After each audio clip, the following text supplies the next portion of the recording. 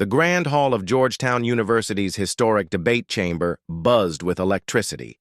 Students whispered, phones hovered mid-air, and media crews adjusted their lenses in anticipation. What was meant to be a routine discussion on youth, political engagement was about to erupt into one of the most watched, most dissected, and most shocking confrontations in recent American history. Sitting confidently at the polished oak debate table was 18-year-old Barron Trump, freshman, political prodigy, and the youngest scion of America's most polarizing political family. Dressed sharply in a navy blue blazer and crisp white shirt, his tall 6'7" frame loomed like royalty. Every inch of him projected legacy and calculation. This was supposed to be his moment, his official entry into political discourse. Across from him, calm and composed, sat Congresswoman Jasmine Crockett of Texas, 43 years old, a civil rights attorney turned legislator, known for her fearlessness, piercing intelligence, and the ability to slice through political hypocrisy with surgical precision. She wasn't just respected in progressive circles, she was feared by opponents. And unknown to everyone in that room, she had come armed with more than talking points. As Dr. Sarah Martinez, chair of Georgetown's Political Science Department, gave her opening remarks, the stage was set like a battlefield. C-SPAN cameras rolled live, students crowded shoulder to shoulder, and hashtags like Trump vs. Crockett and Georgetown debate trended on X, formerly Twitter. Then, the debate began.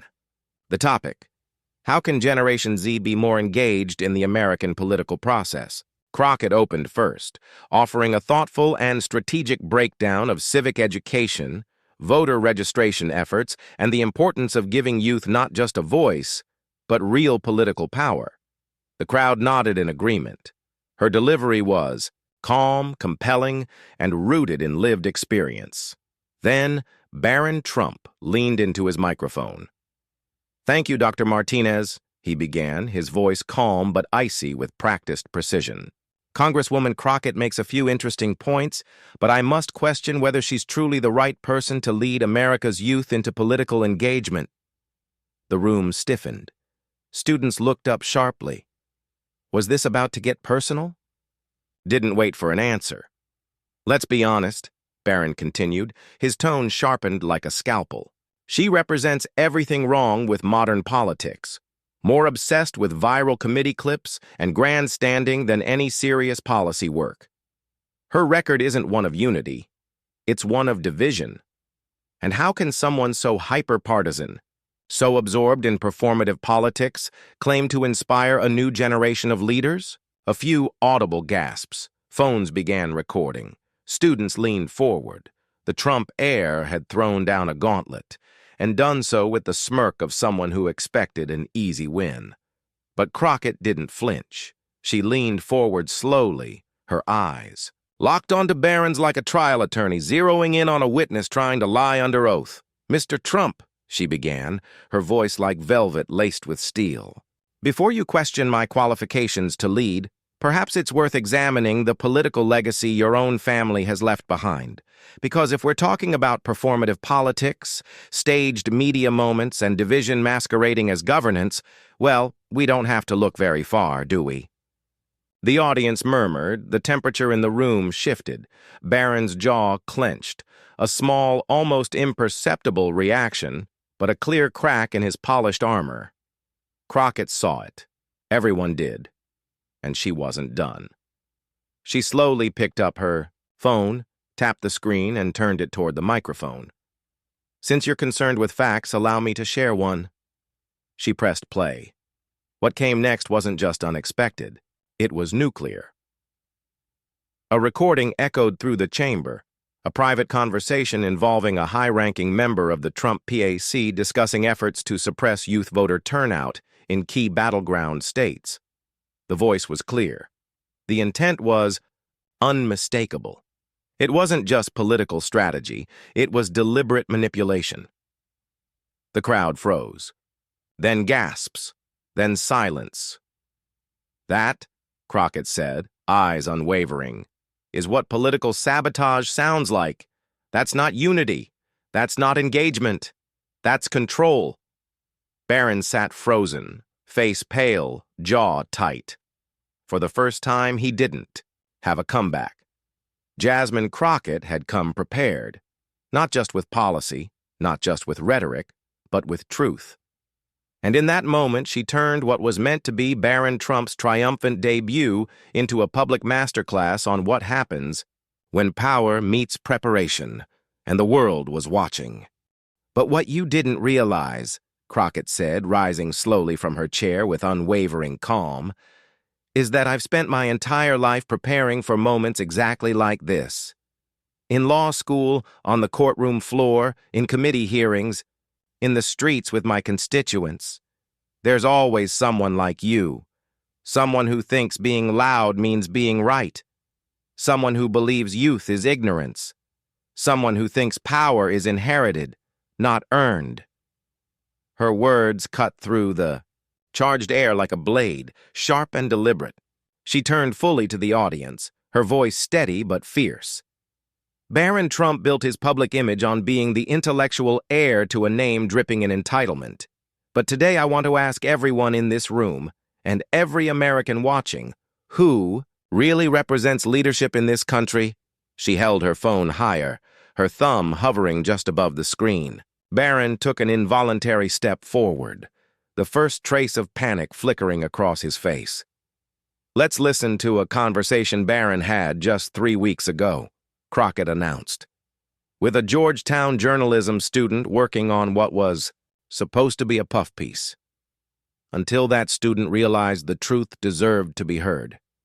She pressed play. Barron's voice echoed throughout the room, smooth and confident at first.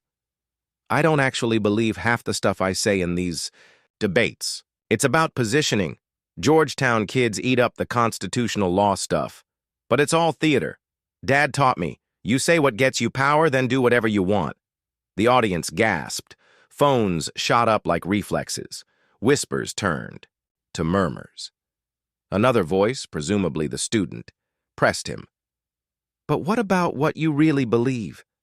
Barron again, laughing softly. "Honestly, Dad went too far. January 6th, a disaster.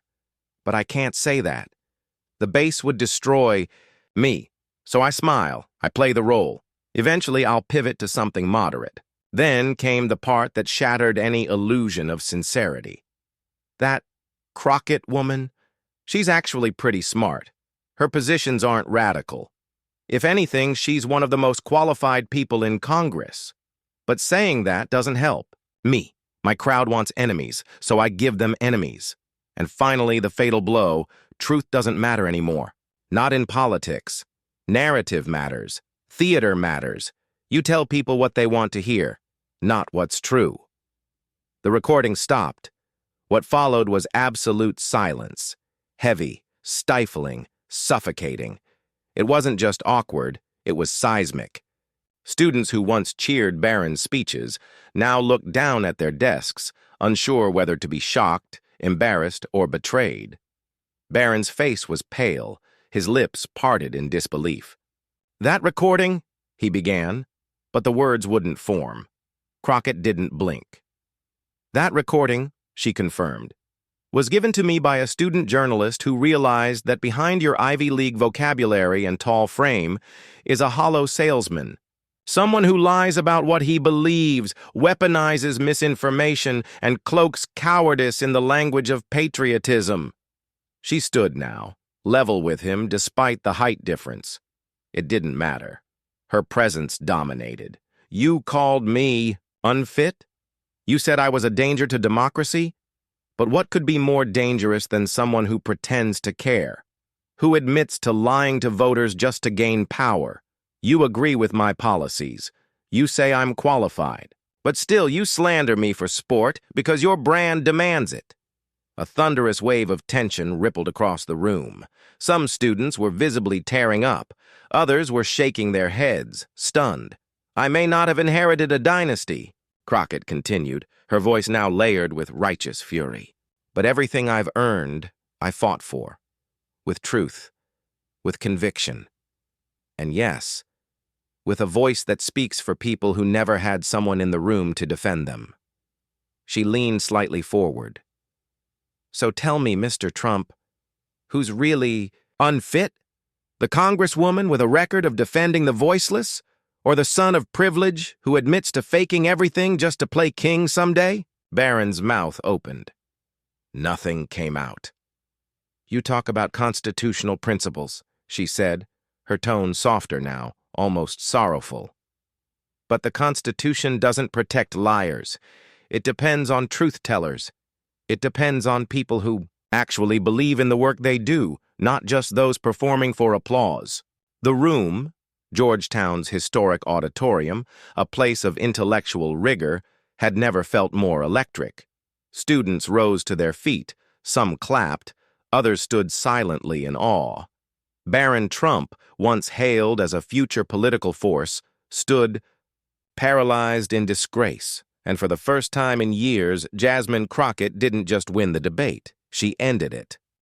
You didn't want people to hear your real thoughts, did you? Crockett's voice was calm but piercing, slicing through the silence that had gripped the room. You didn't want your constituents, or more precisely these students, your future constituents, to know that you see them not as citizens deserving of representation, but as pawns to be manipulated. You see public trust as something to exploit, not something to earn. She turned toward the C-SPAN cameras with precision, locking eyes with the American public watching at home. This is exactly what's broken in American politics. We have a generation of would-be leaders treating public service like a reality show audition. They don't see politics as a solemn duty, but as performance art. Leadership for them isn't about conviction. It's about what gets the loudest applause, the most retweets, or the biggest donor check. It's about chasing power at any cost, regardless of truth or consequence. The air in the Georgetown auditorium grew electric. All eyes were now fixed on her. Then, she turned back to Barron Trump. Her gaze was unflinching. You want to talk about who's unfit? She said, her voice rising. Let's talk about a political candidate who openly admits to lying to voters. A young man who has built a brand, not on ideas, not on service, not on vision, but on outrage, illusion, and manufactured grievance. Someone who treats democracy as a game to win rather than a trust to protect. That's not leadership. That's deception wrapped in ambition.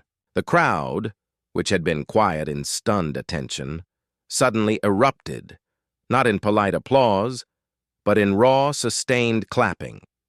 Students stood on their feet, some shouting yes, and others scrambling to record what had just happened on their phones. The atmosphere shifted from debate to spectacle. For the first time in his young life, Barron Trump was utterly and publicly defeated. The boy who had been groomed for the spotlight, who had commanded stages and rallies with inherited bravado, now stood completely exposed, his composure shattered. He shuffled his papers quickly, avoiding eye contact, mumbling, "No questions," to the press as he exited through a side door with his security detail. It was a retreat that no one expected from the usually confident scion of a political dynasty. The same students who had once filled auditoriums to hear him speak now watched him disappear without fanfare. No applause, no farewell, just awkward silence, and then the internet exploded. Within minutes, Barron Exposed began trending on Twitter. The most viral clip showed the precise moment Crockett played the recording, zoomed in on Barron's face as he realized the truth he'd tried to hide was now national news. The video crossed 100,000 shares in the first hour alone. Conservative Twitter descended into chaos. Many of Barron's supporters, especially young Republicans who had idolized him, began to turn. "Barron Trump 2044, we were duped." One post read, "You can't build a movement on a lie." Another popular tweet said, "We thought Barron was a different kind of conservative. Turns out he's just another fraud." Liberal and progressive voices, meanwhile, were jubilant. "Jasmine Crockett just delivered a political masterclass," wrote one commentator. "She didn't just win a debate, she revealed the truth with surgical precision." Cable news channels quickly latched onto the story. CNN's morning show led with the headline, "Georgetown Debate Shock, Barron Trump Caught on Tape Contradicting Himself." Analysts debated whether this marked the end of Barron's political rise before it had truly begun. MSNBC featured extended panel discussions, with hosts calling it one of the most effective takedowns in modern political history. "This wasn't just a moment," one pundit noted. "It was a mirror held up to the soul of a movement." Even Fox News, normally loyal to anything Trump branded, found themselves in an uncomfortable spot. Their coverage was noticeably muted. While some pundits tried to defend Barron, others admitted it was a missed opportunity, carefully avoiding the word disaster. On college campuses across the country, the ripple effect was immediate. Membership in Barron's Young Republicans chapter at Georgetown dropped by over 60% in a week. "I feel betrayed," said Sarah Chen, a sophomore and one of Barron's former top student organizers. "I actually adjusted my views because I thought he meant what he said, but it turns out he didn't believe any of it." Faculty weighed in too. Professor Michael Roberts, who taught Barron's constitutional law class, said, "Academic integrity and intellectual honesty are core values here. The idea that a student would participate in public discourse while secretly mocking that same discourse is deeply troubling." 3 days after the debate, Barron Trump released a carefully crafted legal statement attempting damage control. The recording played by Congresswoman Crockett was taken out of context and represents a private conversation recorded without my consent. My positions remain sincere. I stand by my critique of Congresswoman Crockett. This is the kind of political theater we should all be moving away from. But the damage had been done. Social media users immediately pointed out the irony of a candidate who privately admitted to political performance, complaining about being a victim of political theater. It only reinforced what the public had already concluded, that Barron's rise had been built on an illusion. Meanwhile, Jasmine Crockett's popularity soared. She was invited to speak on every major network. Her approval ratings among young voters jumped. Her debate clip became mandatory viewing in classrooms and campaign workshops alike. Political strategists from both sides were already dissecting her technique. She didn't just win a debate, she changed the conversation. And Barron? He faded, at least for the moment. His political star dimmed, his credibility fractured. A lesson not just for him, but for every aspiring politician who thinks charisma can replace character, or that power can be divorced from principle. Because in the end, the truth doesn't just come out. Sometimes it walks right into the room, in a navy blue blazer, armed with receipts, and makes sure the whole world hears it. In the aftermath of the fiery confrontation that had captured the nation's attention, Jasmine Crockett used the moment not to gloat or claim personal victory, but to make a larger, more urgent point about the state of American politics. During an interview on CNN, she calmly explained, "This was never about destroying a young man. This was about exposing the cynical manipulation that too often passes for political discourse. Voters deserve more. They deserve leaders who genuinely believe in the causes they champion, not actors reading from a political script." Her words resonated far beyond the airwaves. Within a week of the now infamous debate, her congressional office reported a staggering 400% surge in grassroots donations. Her social media platforms exploded, gaining over 200,000 new followers seemingly overnight. Democratic leadership, once cautious in their praise, began whispering about her potential for national office. Some even began suggesting she had the composure and clarity needed for a future presidential run. Political analysts scrambled to unpack the deeper significance of what had unfolded. What the confrontation revealed, they argued, was something both powerful and troubling: that a portion of America's rising political class viewed their positions less as moral commitments and more as strategic performances. Dr. Jennifer Walsh, a respected political scientist at American University, noted, "This is what happens when politics becomes theater. When young people begin to view public service as a platform for performance rather than principle, the entire democratic process is compromised. That confrontation was a reality check, not just for Barron Trump, but for a generation raised on branding over beliefs. For conservative commentators, the fallout was even more difficult to navigate. Many had embraced Barron Trump as the polished, intellectual heir to Trump-style populism, someone who could carry the brand without the chaos. But the leaked audio recording in which he openly admitted to espousing public positions he didn't privately believe shattered that image beyond repair. The Trump family's reaction spoke volumes. Donald Trump, who had never shied away from defending his family, often with ferocity, posted only a single, subdued message. Barron is young and learning. The fake news media loves to attack my family. The brevity and lack of passion in the statement was widely seen as a tacit admission of defeat. 6 months later, the shockwaves were still being felt. Barron Trump had all but vanished from public political life. His highly promoted spring course at Georgetown University, titled Conservative Political Philosophy for the 21st Century, was quietly canceled after enrollment numbers plummeted. Students at Georgetown reported a noticeable shift. The once dominant voice in classroom political discussions was now reserved, introspective, and even hesitant. The young man, once touted as a future leader of the conservative movement, appeared to be grappling not only with political fallout, but with a personal reckoning. The Crockett-Trump showdown quickly became a case study in political authenticity and communication strategy. It was taught in universities across the country, from NYU to Stanford. At Harvard's Kennedy School, it was analyzed in detail under a course titled Ethics in Public Service: The Modern Landscape. What students and scholars alike took away from the encounter was profound.